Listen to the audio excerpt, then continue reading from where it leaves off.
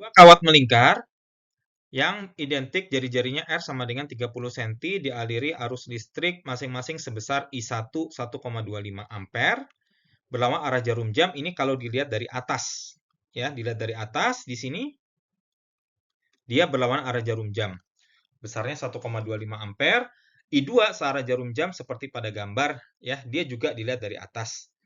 Diketahui kawat pertama ditempatkan pada Z1, ya. Jadi di sini ditulis Z1 di mana Z1 sama dengan 3R/2, sedangkan Z2 itu di bawahnya itu adalah minus 3R/2. Diketahui medan magnet di titik Z sama dengan R/2, ya. Jadi di titik Z sama dengan R/2, nilainya sama dengan 0. Tentukan arus yang mengalir pada kawat 2 dan tentukan medan magnet total di Z sama dengan 0. Maka di sini kita harus mencari dulu persamaan untuk kawat lingkarannya berapa medan magnetnya, gitu ya. Berarti kita buat seperti ini. Kemudian kita akan mencari sebuah titik P yang jaraknya Z, lalu ini jaraknya adalah R. Ya, jari-jarinya adalah R. Seperti itu. Maka di sini medan magnet oleh elemen arusnya itu arahnya ke, kalau kita anggap seperti ini ya, berarti arahnya keluar. Ya, berarti ya DS di sini arahnya keluar. Kemudian dari titik DS ke titik P itu arah unit vektornya menuju titik P. Ya. Kemudian arah medan magnet oleh elemen itu dengan menggunakan persamaan Biot-Savart. dB sama dengan mu 0I per 4πr kuadrat dikali ds cross R topi. Gitu. Ya, nah berarti arahnya, kalau ini arahnya keluar, ds keluar, R-nya ke kanan, maka ini akan menunjukkan arah dB yang ke atas. dB arahnya ke atas kanan, sehingga di sini kita punya sudut theta yang sama nilainya dengan sudut theta di sini. Ya, kenapa sama? Karena garis ini tegak lurus, kemudian garis ini juga tegak lurus, alias garis-garis yang membentuk sudutnya saling tegak lurus. Berarti dB total adalah sama dengan dB dikali cosinus theta, di mana cosinus theta adalah sama dengan R dibagi akar Z kuadrat plus R kuadrat. Ya. Nah, ini R di sini tentu adalah jarak dari titik elemen ke titik P, berarti R kuadratnya adalah sama dengan Z kuadrat plus R kuadrat. Berarti dB total itu nanti sama dengan dB mu 0I per 4πr kuadrat dikali dengan besarnya ds cross R. Besarnya ds cross R adalah besar ds dikali 1 karena unit vektor dikali sinus theta antara R dengan ds. Ya. Nah, sudutnya di sini adalah 90 derajat. Maaf ya, ini tetanya berbeda. Theta di sini dengan theta yang sebelah sini tadi. Oke, di sini sudutnya adalah 90 derajat. Kenapa? Arah ds keluar, arah R-nya ke kanan bawah. Berarti sin 90 adalah 1. Sehingga nilai dari dB adalah mu 0I per ds πr kuadrat dikali ds dikali cosinus theta R per akar Z kuadrat plus R kuadrat.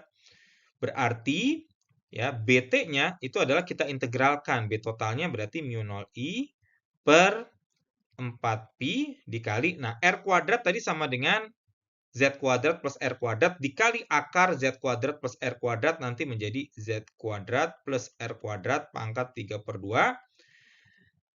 Kemudian dikalikan dengan R-nya, lalu integral ds yang menjadi 2πr. Nah, seperti ini. Berarti nanti B totalnya akan didapatkan sama dengan 2pi bisa dicoret. Ini jadi 2, menjadi mu 0 I R kuadrat per Z kuadrat plus R kuadrat pangkat 3/2. Gitu ya, dikalikan 2, maaf. Dikalikan 2 yang ini. Ini adalah B total yang disebabkan oleh kawat melingkar pada jarak Z dari titik pusatnya. Maka bagaimana kalau kita cari di sini? Nah, di sini pada poin yang pertama ditentukan arus yang mengalir pada kawat 2 sehingga pada saat Z sama dengan R/2 itu sama dengan 0 medan magnetnya. Berarti kalau ini arah arusnya seperti ini, arah arusnya dia berlawan arah jarum jam, maka medan magnet B1 yang disebabkan kawat 1 itu arahnya akan ke atas ya. Bisa digunakan aturan tangan kanan. Jadi 4 jarinya itu mengarah sesuai dengan arah arus, arah jempolnya menunjukkan arah medan magnet. Berarti arah B1 ke atas. Arah B2 itu kebalikannya akan ke bawah. Supaya hilang atau supaya B-nya sama dengan 0, berarti B1 sama dengan B2 supaya resultannya sama dengan 0. B1 ya kita tahu tadi B adalah mu 0 I dikali R kuadrat dibagi 2 dikalikan dengan R kuadrat plus Z kuadrat pangkat 3/2. Tapi ingat ya, Z di sini adalah jarak dari pusat lingkaran ke titik yang mau dicari medan magnetnya.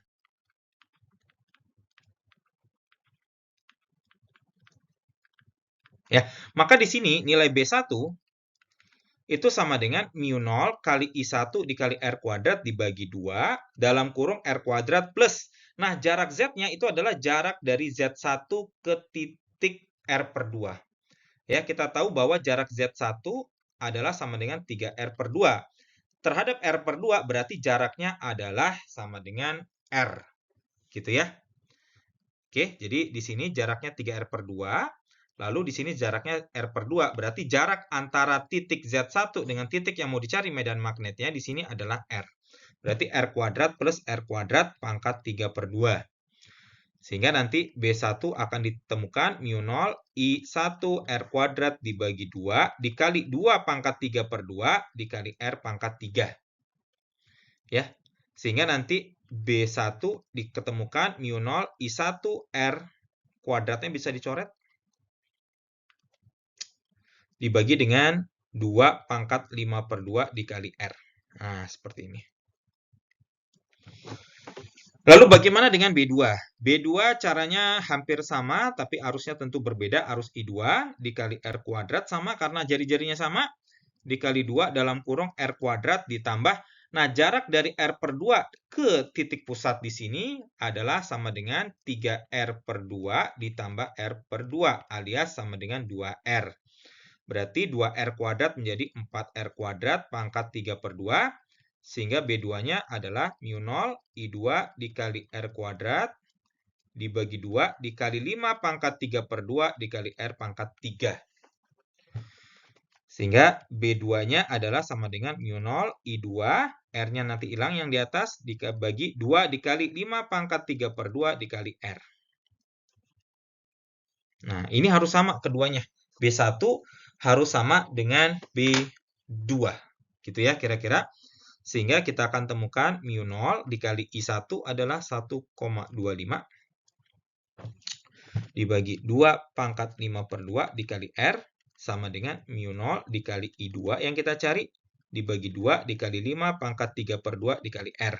Ya, ini R-nya bisa dicoret, mu 0 bisa dicoret, berarti I2 nanti sama dengan 2 dikali 5 pangkat 3/2 dikali 1,25 dibagi dengan 2 pangkat 5/2. Seperti ini. Ya, sehingga nanti I2-nya akan ditemukan besarnya adalah 4,941 ampere. Ini adalah besar dari I2-nya. Lalu soal yang kedua, tentukan medan magnet di titik Z sama dengan 0. Berarti di titik tengah sini, berarti kita harus cari dulu B1 adalah mu 0 I1 ya dikalikan dengan R kuadrat dibagi 2 dalam kurung Z kuadrat plus R kuadrat pangkat 3/2. Ya, ingat di sini Z adalah jarak antara titik tengah dengan titik yang mau dicari medan magnetnya. Ya, kita tahu tadi bahwa B1 arahnya dia akan mengarah ke atas. Kalau B2 arahnya akan ke bawah. Nah, Z di sini berarti sama dengan jarak dari titik pusat ke titik tengah dari lingkaran, titik origin ke titik pusat lingkaran, yang berarti Z sama dengan 3R/2.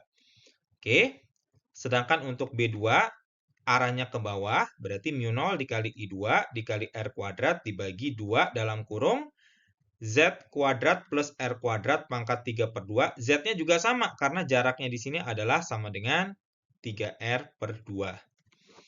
Ya, berarti nanti kita akan cari selisih antara B1 dengan B2, atau delta B, ya, karena B arahnya ke atas yang positif ya, adalah B1 kurang B2. Delta B itu nanti sama dengan, ini tandanya nggak perlu karena dia hanya satu dimensi, mu 0 dikali I1 R kuadrat dibagi 2 dalam kurung 3R/2 dikuadratkan 9R kuadrat per 4 ditambah R kuadrat pangkat 3/2 dikurangi mu 0 I2 dikali R kuadrat per 2 dalam kurung 9R kuadrat per 4 tambah R kuadrat pangkat 3/2.